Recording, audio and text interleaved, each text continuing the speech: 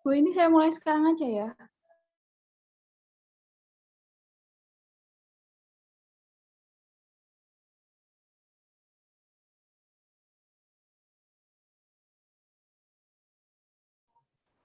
Assalamualaikum warahmatullahi wabarakatuh. Waalaikumsalam. Waalaikumsalam warahmatullahi wabarakatuh. Ini masih 12 ya Mbak ya partisipannya. Nggak apa-apa, Iya. 13. Iya, Bu. Nanti keburu habis ya waktunya. Iya, Silakan, Bu. Iya. Saya mulai ya. Assalamualaikum warahmatullahi wabarakatuh. Waalaikumsalam warahmatullahi wabarakatuh. Waalaikumsalam warahmatullahi wabarakatuh. Kami dari kelompok 2 akan mempresentasikan tentang pola konsumsi konsumen di masa pandemi COVID-19. Next. Ini nama kelompok kita, tapi di sini yang mewakili presentasi hanya beberapa aja ya, Bu. Nggak apa-apa, biar cepet. Nanti kalau semisal satu-satu, takutnya ada Iya, yang nge-lag atau gimana. iya, 1 orang, 2 orang cukup, Mbak. Iya. Next.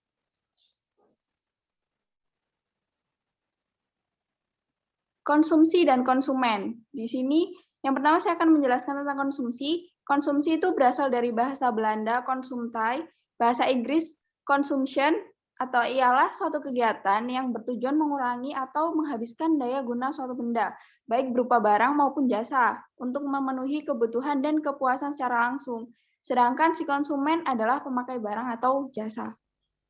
Next. Perubahan pola konsumsi selama pandemi COVID-19. Adanya pandemi tak bisa dipungkiri berdampak pada kondisi ekonomi dan perilaku masyarakat, yang pada akhirnya mempengaruhi pola konsumsi masyarakat. Hal ini tentunya juga berpengaruh pada tingkat penjualan bisnis.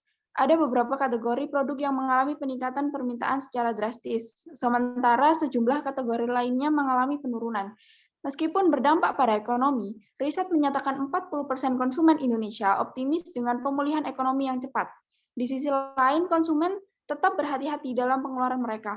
Konsumen pun banyak yang beralih ke platform online untuk membeli berbagai kebutuhan. Next.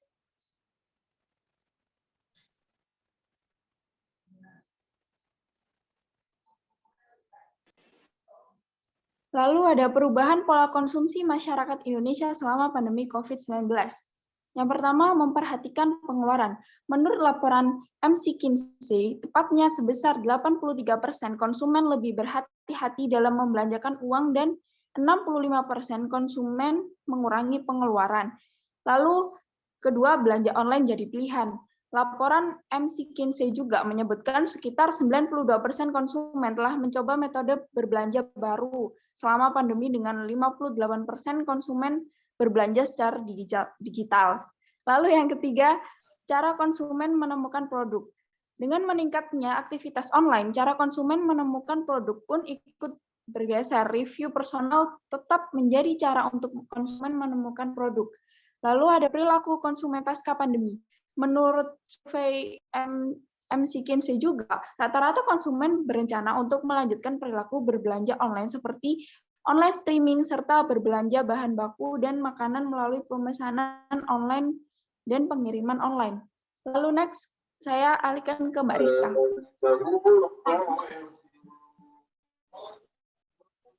Perubahan pola konsumsi masyarakat di Indonesia. Dengan melihat data pertumbuhan ekonomi Indonesia yang menurun dan berkorelasi dengan daya beli masyarakat juga menurun, maka industri makanan dan minuman perlu melakukan adaptasi supaya ketahanan pangan dan sustainability lebih terasa. Adaptasi tersebut bisa dengan cara digitalisasi agar produsen, supplier, marketer lebih efisien dalam beroperasi. Konsumsi rumah tangga sebagai motor penggerak Indonesia mengalami kontraksi sebesar 5,51% karena konsumen sangat berhati-hati membelanjakan uang dan berhemat di tengah unpredictable condition. Pada masa pandemi COVID-19 ternyata mengakibatkan pola konsumsi masyarakat berubah. Masyarakat lebih senang memasak dan makan di rumah karena ada mandat stay at home, social distancing, PSBB, dan lain-lain. Sehingga muncul e-commerce yang menjadi andalan, artinya pola konsumsi mengalami perubahan dari retail dan gerai offline ke online. Faktor utama yang mendorong keputusan belanja konsumen yaitu ketersediaan produk, fungsi produk, dan delivery atau kecepatan dan kenyamanan. Next.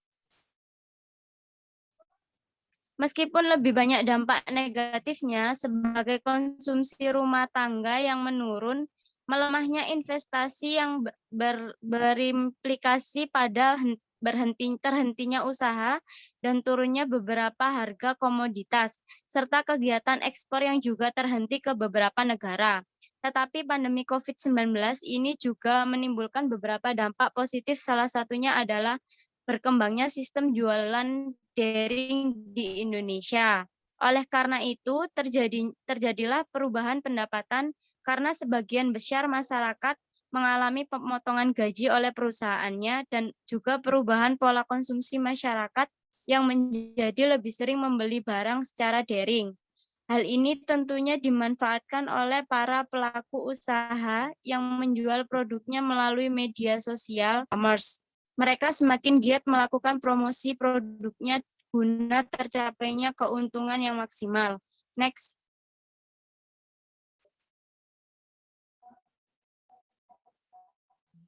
Meskipun perubahan pola konsumsi masyarakat ini harus didampingi dengan sikap yang bijaksana, khususnya dalam membeli barang secara daring. Berikut ini sikap yang harus dimiliki masyarakat mengenai masalah tersebut, yaitu yang pertama, mengutamakan aspek manfaat dari barang yang dibeli. Masyarakat harus menomorduakan harga dan mengutamakan manfaat dari sebuah barang yang dibelinya di masa pandemi sekarang ini. Hal itu bertujuan agar masyarakat dapat merasakan kelebihan atau keuntungan dari barang yang dibelinya di kemudian hari. Yang kedua, lebih jeli dalam memperhatikan dan memahami produk yang ditawarkan penjual. Maksud lebih jeli di sini adalah masyarakat harus tepat dalam memilih barang yang akan dibelinya, membeli produk kesehatan tetapi justru membeli produk kecantikan. Next. Yang ketiga, lebih berhati-hati dalam mengambil keputusan akan membeli barang. Jangan tergiur dengan harga barang yang lebih murah. Hal ini bertujuan agar barang tersebut mungkin saja adalah barang duplikasi atau bahkan barang yang tidak original.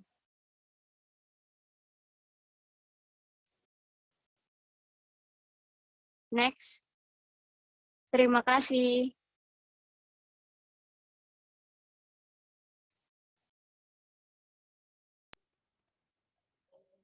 Apakah teman-teman ada pertanyaan mengenai presentasi kita?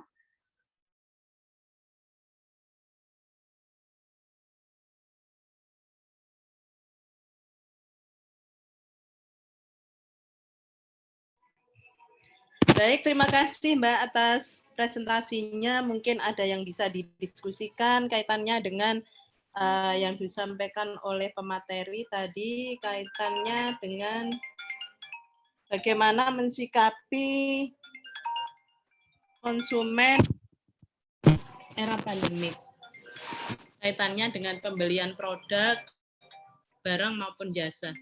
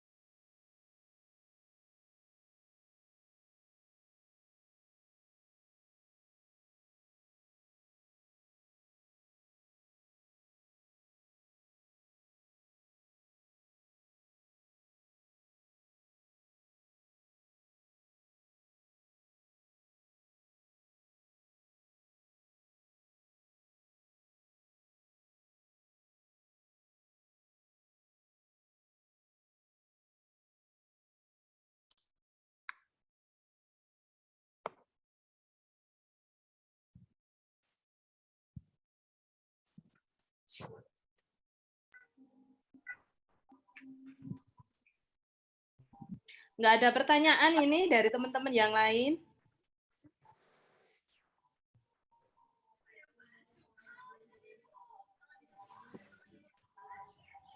Menurut kalian semua, kalau nggak ada pertanyaan, Bu Messi yang menyampaikan pertanyaan ya.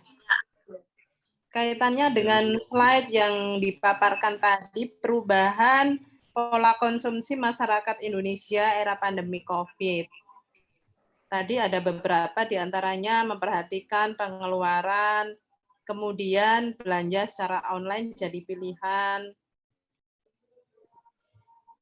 Menurut kelompok kalian di era-era pandemik yang saat ini sudah mendera, serasa sudah hampir 2 tahun ya. Ini perbedaan dari sebelum pandemik dan era pandemik. Kaitannya dengan produk dan jasa, baik melalui online maupun offline. Apa yang menjadi kriteria dalam pembelanjaan masyarakat saat COVID dan saat sebelum COVID.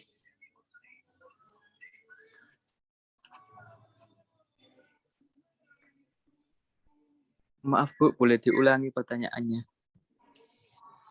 Kaitannya dengan perubahan pola konsumsi masyarakat Indonesia di slide kalian tadi selama pandemi COVID, di antaranya adalah pertama memperhatikan pengeluaran, yakni adalah melakukan belanja via online jadi pilihan.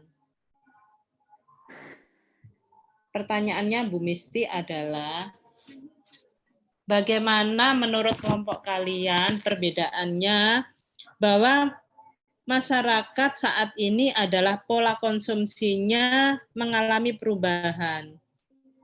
Bedanya di mana? Perubahan pada saat COVID dan sebelum COVID. Dalam melakukan belanja, baik secara daring maupun secara luring.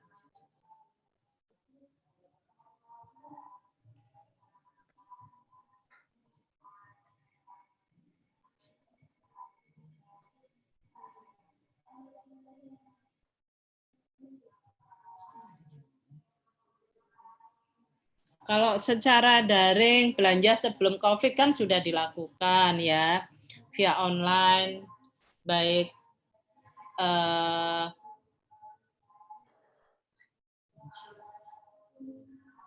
via online maupun via offline. Akan tetapi pada saat COVID ini kan masyarakat lebih mengutamakan tadi, diantaranya kaitannya dengan anggaran, pengeluarannya, terus kemudian kaitannya dengan PSBB tadi disampaikan oleh pemateri. Nah, perbedaan yang mendasar itu yang mana? Padahal pada saat sebelum COVID kan juga dilakukan pembelanjaan secara online, walaupun memang secara offline ada. Saat ini yang mendasar perbedaan itu saat COVID dan sebelum COVID.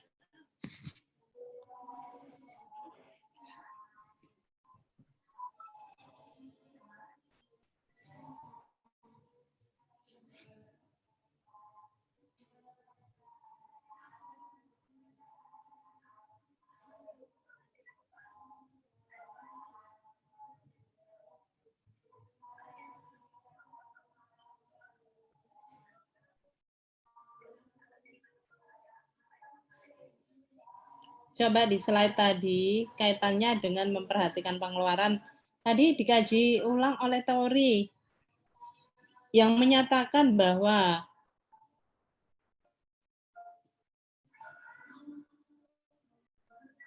masyarakat secara, ada presentasi tadi, tepatnya sebesar 83%, konsumen lebih berhati-hati dalam membelanjakan uang, yakni mengurangi pengeluaran sebesar 65%. Nah, ini kan paling mendasar sekali gitu loh maksudnya Bu Besti. Sedangkan yang menjadi perubahan itu di mananya? Kalau belanja online menjadi pilihan, di sini sekitar 92% konsumen telah mencoba metode berbelanja baru. Artinya, era digital kan sebelum COVID sebenarnya sudah dilakukan.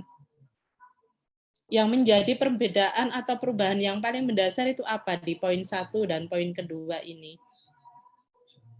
Karena kalau perubahannya konsumsi masyarakat ini Indonesia ya selama pandemi. Sedangkan yang dicantumkan dalam contoh ini kan secara global. Secara global. Yang paling mendasar di mananya? poin 1 dan poin 2 ini.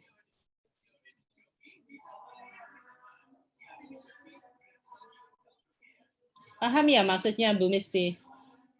Maksudnya Bu Misti itu begini loh. Di sini kan ada pola konsumsi, perubahan pola konsumsi masyarakat di Indonesia selama pandemi COVID. Kalau di poin pertama memperhatikan pengeluaran, oke ya, sepakat ya. Karena apa? Di era COVID kan ada beberapa perusahaan yang mengurangi tenaga kerja. Kemudian selain mengurangi tenaga kerja, ada juga yang tidak mengurangi tenaga kerja, akan tetapi mengurangi apa? Mengurangi pembayarannya terhadap tenaga kerja. Ada loh ya, yang tenaga kerjanya itu hanya cuma dibayar separuh gaji. Karena apa? Perusahaannya tidak mampu untuk membayar. Maka di poin pertama sepakat memperhatikan pengeluaran, yakni konsumen lebih berhati-hati dalam membelanjakan uang, sehingga supaya konsumen bisa mengurangi pengeluarannya. Sepakat. Yang kedua, belanja online menjadi pilihan, sepakat juga. Akan tetapi sebelum COVID pun masyarakat kan sudah melakukan belanja via online. Nah, ini yang tidak mendasar. Artinya masih di poin-poin berikutnya. Yang paling mendasar di mana di sini? Kalau ada metrik seperti ini, yang paling mendasar yang mana? Pengeluaran, Bu. Ya, sepakat ya. Karena apa? Kalau masyarakat nggak cerdas, maka dengan adanya pendapatan yang sudah terkurangi dari perusahaan, nah, kita sebagai manusia, sebagai konsumen harus jeli mana yang harus kita butuhkan. Antara kebutuhan dan keinginan kan berbeda nih ya. Sebenarnya manusia kebutuhannya akan bahan makanan, minuman ya. Akan tetapi kalau kita didominasi oleh keinginan, maka yang seharusnya tidak kita beli, ya kita beli, walaupun memang harganya sudah misalkan promo-promo dan lain sebagainya, kita akan mengikuti itu. Sehingga apa? Kita sudah tidak sehat lagi. Sehingga pembelanjaan uang sekitar 65% dikurangi, bisa mengurangi pengeluaran, ini bahkan tidak sesuai dengan poin pertama. Maka yang mendasar ya di perubahan pola konsumsi ini adalah yang poin pertama, walaupun poin kedua menunjang, poin ketiga menunjang, poin keempat menunjang. Yang paling mendasar adalah memperhatikan pengeluaran. Itu yang terpenting. Sehingga yang kita beli sesuai dengan kebutuhan, tidak sesuai dengan keinginan masyarakat atau konsumen. Oke, itu yang bisa Bu Misi sampaikan. Mungkin ada pertanyaan lain?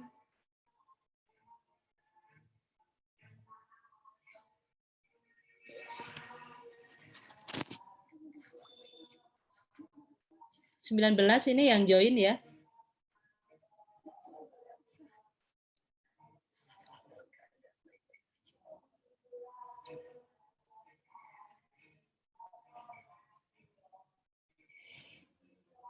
Tahu ada slide-slide berikutnya, coba ditampilkan, Mbak.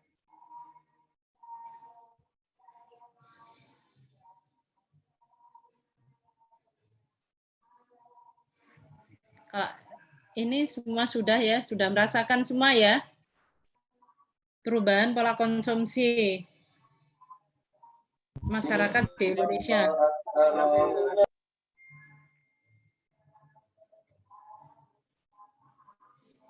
Slide berikutnya, Mbak.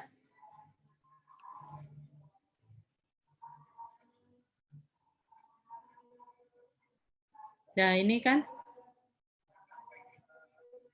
Ini coba yang di poin 2. Oleh karena itu, terjadilah perubahan pendapatan karena sebagian masyarakat mengalami pemotongan gaji oleh perusahaan. Yang mana perubahan tersebut merubah pola konsumsi masyarakat yang menjadi lebih sering yang lebih sering membeli barang secara daring ya. Nah, di poin 2 ini kan yang dimaksud Bu Misi paling mendasar menjadi perubahannya itu. Sehingga masyarakat harus cerdas, kita pun juga harus cermat bahwa yang kita butuhkan baik pembelian secara online maupun secara offline, kita harus memperhatikan kebutuhan. Kebutuhan, bukan keinginan. Oke, sepakat ya? Sepakat. Next slide, Mbak. Oke. Sama ini ya, intinya sama ya. Intinya sama. Next slide.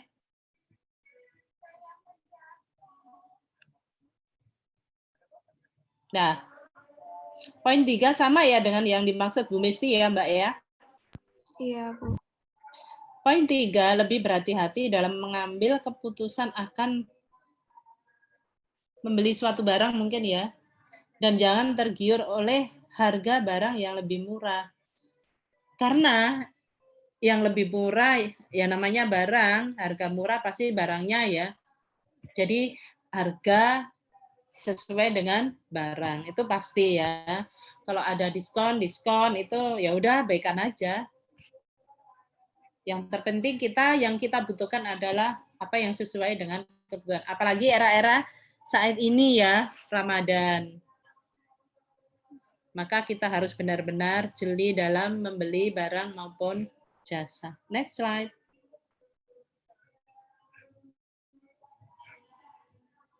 Oke, thanks. Ada pertanyaan untuk Bu Mesti?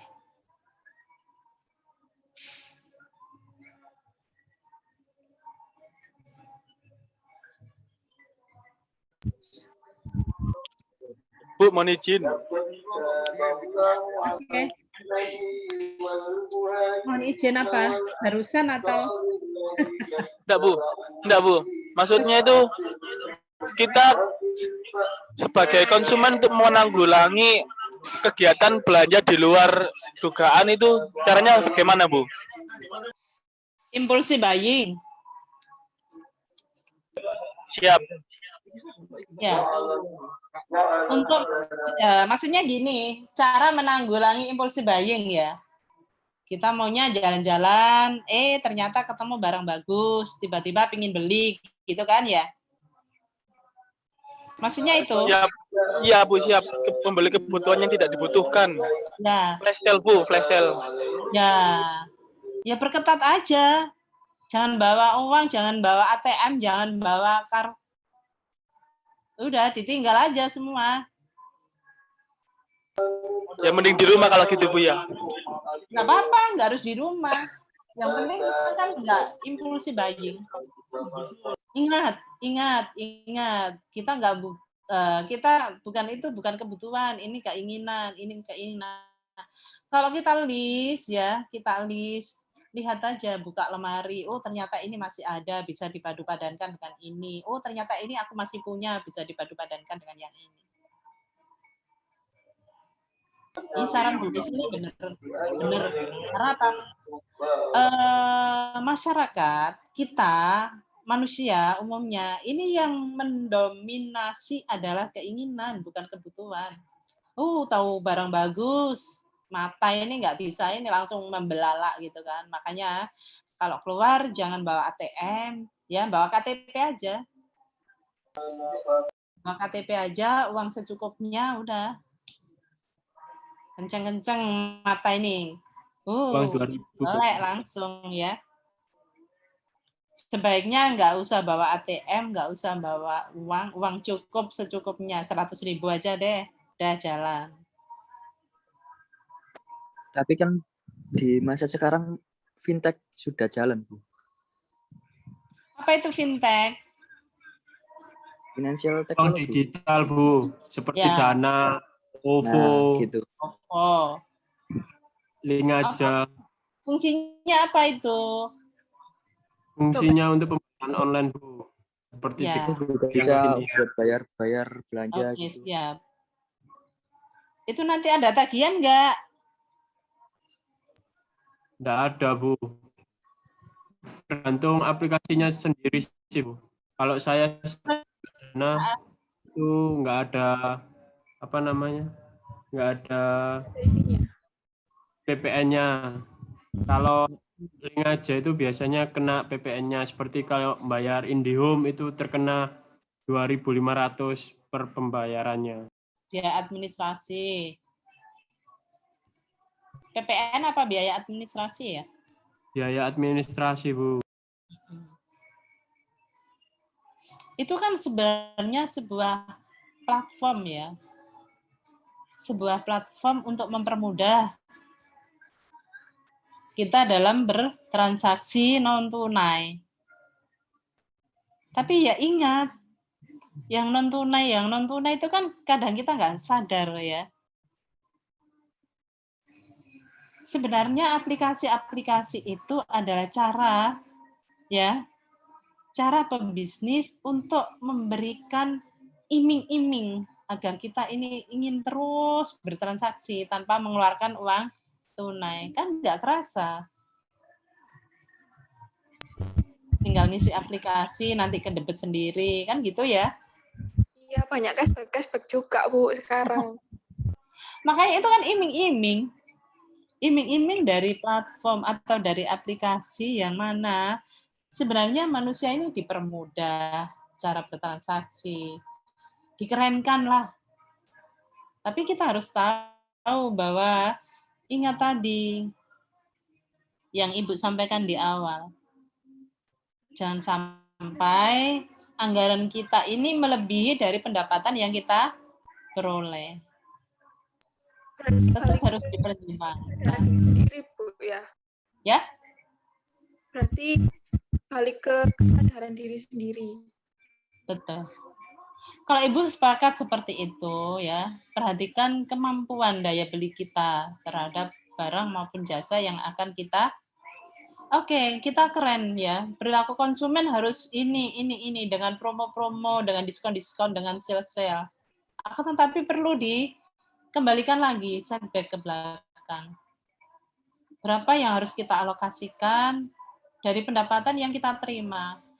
Kalau tadi sudah disampaikan oleh pemateri bahwasannya pendapatan sudah ada potongan dari perusahaan yang sekiranya separuh, ada yang 80%, ada yang 75% dari sesungguhnya yang sebelum pandemi COVID.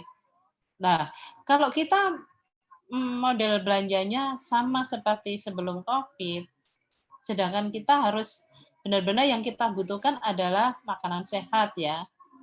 Nah, yang enggak penting-penting di keep dulu aja. Yang terpenting didulukan adalah makanan sehat kita, apalagi saat ini adalah bulan Ramadan. Biar nanti nggak membengkak OVO-nya, platformnya ini, tambah lagi.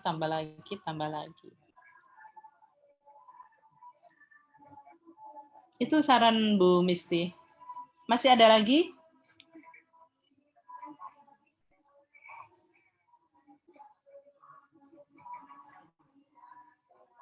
Ada, Bu. Terima kasih.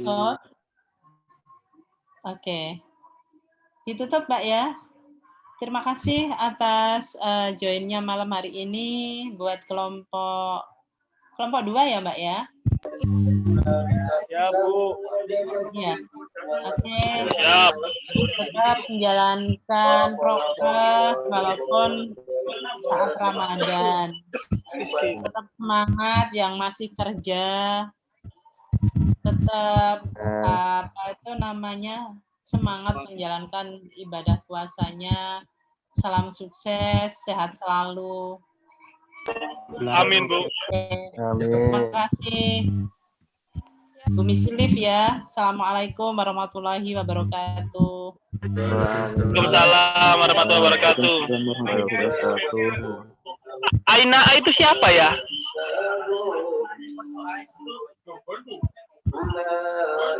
Tuh, iso ae modus Rizky. Aina itu siapa?